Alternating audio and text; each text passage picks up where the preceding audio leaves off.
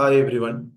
Epilepsy affects millions of people worldwide, and it is one of the most common neurological disorders. Unfortunately, despite the advances in treatment, many myths and misconceptions still surround epilepsy.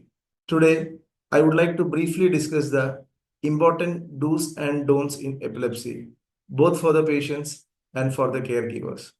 For patients, what should you do?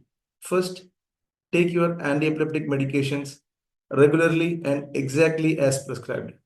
Missing even a few doses is one of the most commonest reasons for the breakthrough seizures. Always take medicines at the same time every day. Use alarms or pill organizers if necessary. Refill prescriptions before they run out. Discuss the side effects with your doctor rather than discontinuing the medications yourself. Remember, the most effective epilepsy medicine is the one that is taken regularly. Secondly, maintain adequate sleep. Sleep deprivation is a well known trigger for seizures. Adults should aim for 7 to 8 hours of good quality sleep every night. Third, identify and avoid your seizure triggers. This may include stress, lack of sleep, alcohol, flashing lights, prolonged screen exposure, fever, or missed medications. Keeping a seizure diary can help identify personal triggers. Fourth, maintain a healthy lifestyle with regular exercise, a balanced diet, adequate hydration, and weight control. Fifth, wear a medical alert bracelet or carry a medical information card. This helps the healthcare providers and bystanders respond appropriately during an emergency.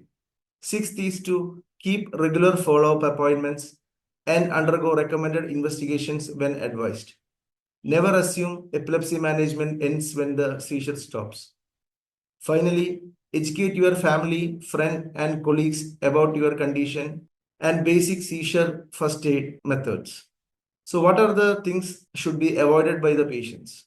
Avoid missing medications, changing doses on your own, or stopping the medicine suddenly. Sudden withdrawal can precipitate severe seizures. Avoid alcohol and recreational drugs as they can lower the seizure threshold and interfere with medications. Avoid late nights, excessive stress, and irregular routines. Patients should not swim alone, bathe in deep water unattended, or participate in activities where sudden loss of consciousness can be dangerous.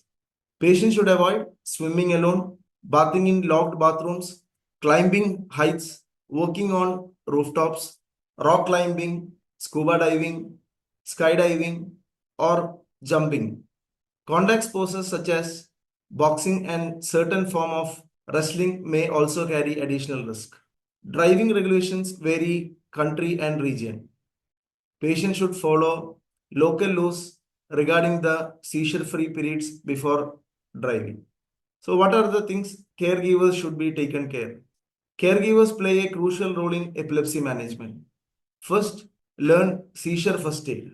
That is, if a seizure occurs, stay calm, place the patient on the side, protect the head from injury, loosen tight clothing around the neck, removing nearby dangerous objects, and note the time of the seizure. Most seizures stop spontaneously within a few minutes. Second, provide emotional support. Epilepsy is not merely a medical condition, it can affect education, employment, confidence, and social relationships. Third, encourage medication adherence and regular follow up visits. Fourth, help create a safe environment at home by reducing fall hazards and ensuring supervision during potentially risky activities. What are the things caregivers never do during a seizure? This is extremely important. Do not panic. Do not forcefully restrain the patient. Do not put keys, spoons, fingers, cloth, water, or medicine or any other object into the patient's mouth because the person cannot swallow their tongue during a seizure episode. Do not try to force feed food or water immediately after the seizure. Do not perform unnecessary mouth to mouth resuscitation unless the patient is breathing after the seizure has ended. From an emotional aspect, never exclude them or let them feel isolated. Also, overprotection can be dangerous as harmful as neglect. Don't restrict your family life unduly because of family members' epilepsy. So, when you should ask emergency care, immediate medical attention is required if a seizure is lasting more than 5 minutes, multiple seizure occur without recovery in between, there is a significant injury, if the patient is pregnant, if it is the first seizure episode, if there is a breathing difficulty persist after the seizure, or the patient does not regain consciousness as expected after the seizure episode. So to conclude, the key message is simple. Epilepsy is treatable and most patients can live normal lives. Regular medications, adequate sleep, avoidance of triggers, and informed caregivers are the pillars of the successful epilepsy management.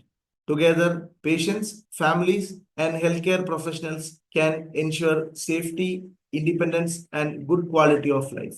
Thank you.